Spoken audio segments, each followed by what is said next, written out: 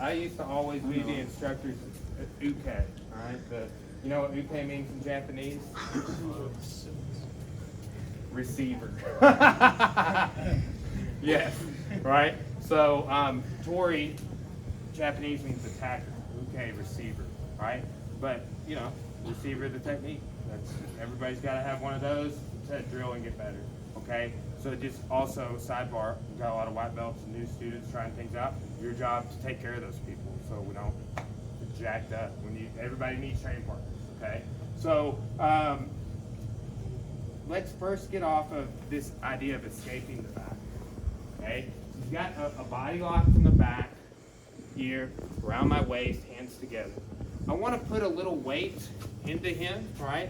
And I also want to be moving this over to my hip as I drop that weight back. I'm going to scoop that Kimura grip as I step in here, okay? You guys, we've been doing this like a flow drill from the back. Do that drill with you. Right here. So if somebody's taking my back, I want to stop them from getting their hands together. Turn here. Step over the head. Kimura from side control. And that's the finish I want to do right now, okay? So we're doing takedown to submission. Here, look, if it's in the middle, I need to get his grip over to my hip. Okay, here. All right, that's pushing his grip towards my hip as I sit my weight forward here, where my foot comes in here, and then I hook and I flick. Come up here. Keep your hip off the mat. If my hip's on the mat, he can just sit up. All right, which is not that big of a deal. I can still no-gear you, roll you, and break your arm if you sit up. Sit up. All the way up. Keep coming up to your knees if you can.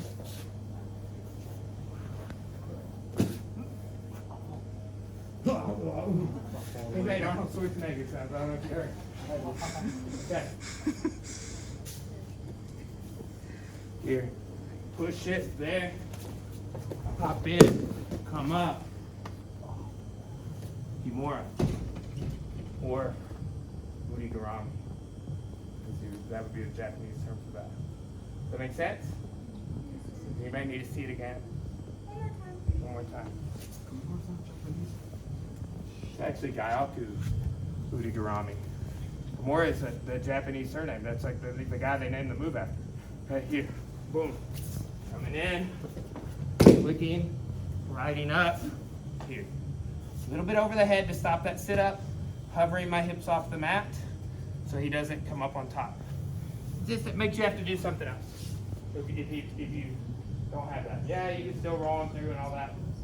I want the path of least resistance, the shortest distance between 2 points. Those points being me taking you down and tapping. Make sense? Yes, sir. 1, 2. Same idea here. All right, we're breaking the grip. Or straddle his leg. We step in, we hook. Here. I'm gonna come up on this side. Okay? Before we were coming up over here. All right, so what I'm doing is coming up here. Right there. Some people like to finish this by grabbing their own tricep. All right, just as good. It's fine. Make a figure 4 grip.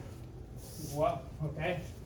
I've always finished this with just a normal Kimura style grip. Okay? So here, start breaking, turning out here. And then look, you don't have to come up on that far side over there. Right here. Bend his arm and swing it. Right there. What I'm saying, some people like here, that's fine as well.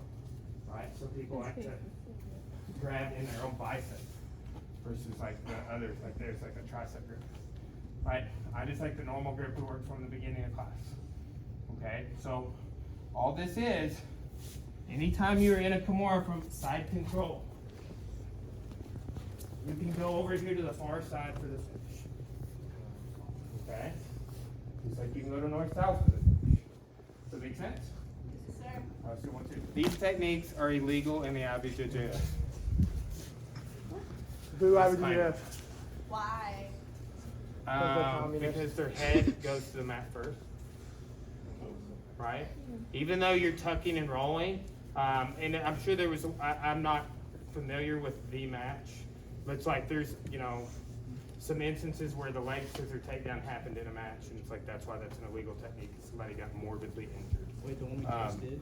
No, well, this one we just did is illegal, yes, in IBJJF, because they construe it like in an accident in a match. Apparently, somebody got spiked. Their head went down first. So this move in judo, what we're doing right here, it's called either Sumi-Gaeshi, or the one we're about to do is more referred to as Obi-Tori-Gaeshi. Okay, but it's variations of a throw Sumi-Gaeshi. We do a lot of reverse Sumi-Gaeshi in this class, and have recently, like when we were doing lasso guard and stuff.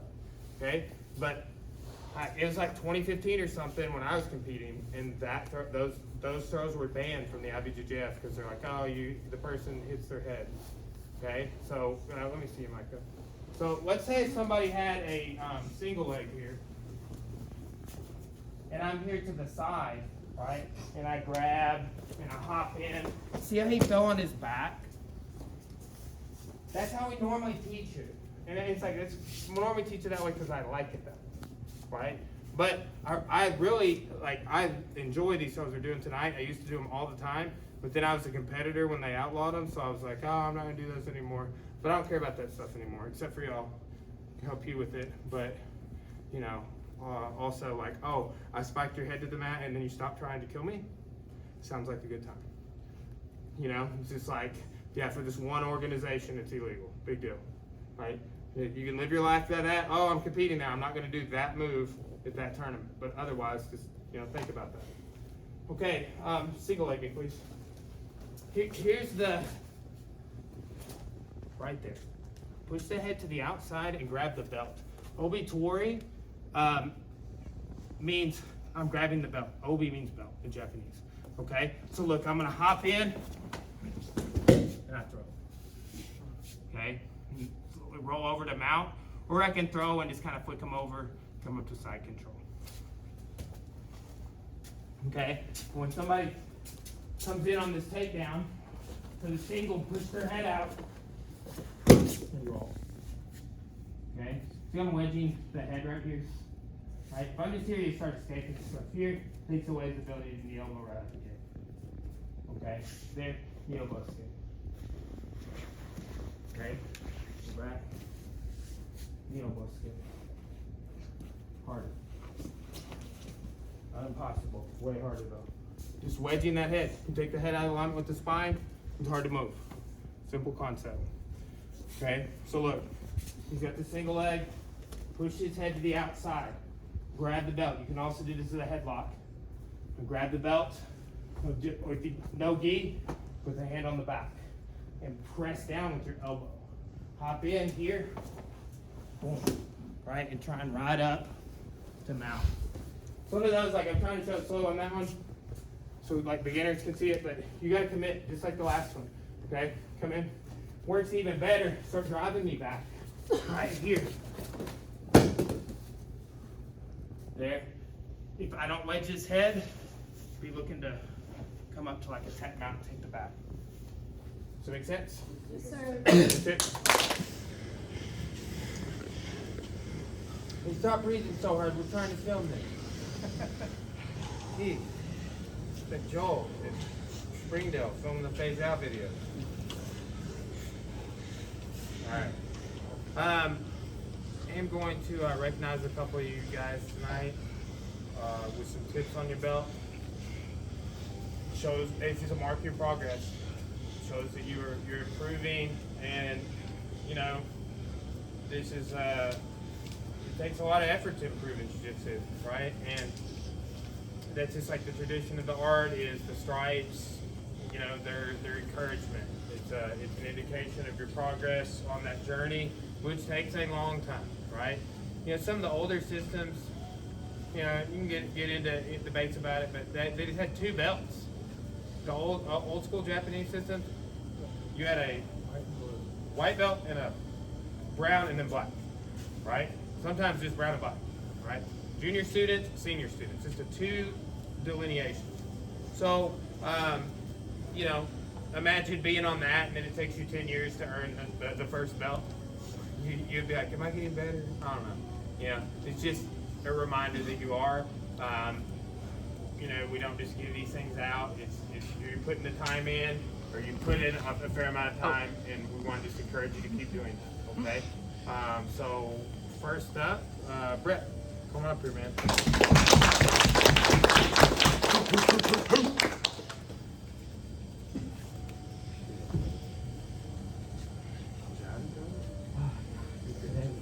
Okay. How did you know?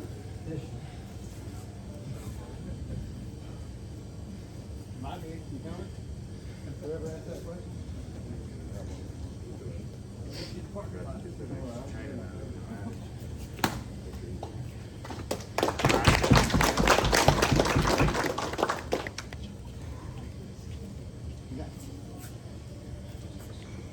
Mitchell.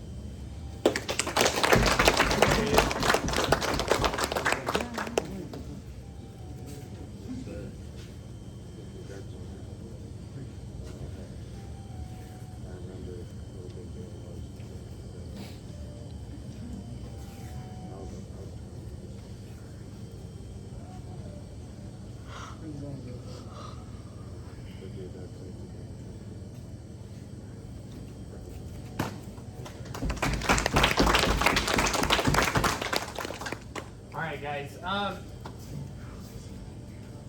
really do try and keep up with, you know, any student we have in here doing jiu-jitsu. You know, I mean, Millen, he teaches the morning classes, but he and I are always talking. I go in and teach those classes periodically just so I can know those people, right? I don't want to, a lot of jiu-jitsu instructors, they give people rank and they don't even know that person. They just kind of sign off on them, right? Their coach is saying something, oh yeah, hey, he needs this. Yeah, and like, you know, some people do it that way, but like, I want to know that you are that rank, right? Like, we're big school, but I still get to see and train with everybody. You hang out long enough, I'll be knowing exactly your whole thing, your first, last name, remember the submission you got last class, whatever. You just take, you know, keep coming in, keep showing your face. Back when I was coming up, like, they would call it FaceTime with your instructor, and there was no instructor in here for me, right? And I was like a purple belt, and I had to go drive. So, you know, you guys get to come in here, and it's super rare that there's no black belt standing up here with me, right? Because usually, I mean, last class is Sharpie and Randy, multiples, okay? So, it's a great thing to have around the gym. You guys that are coming up, white belts, be asking these color belts, you know, the way. How did you come up? What can I do to get better? You know what? If you challenge them like that, and they'll give you some advice, right? It'll help you, right? And it'll help them too, because we need to all think about that in the same way. That's the team mentality. Is you, as a color belt, have something to give to someone that is not a color belt that can help them. It could just be a pat on the back, right? This shit is not easy, right? And it's never been easy. And that's one of the reasons that all you say is keep coming back. All right? Good work. That's what I'm about. Thank y'all.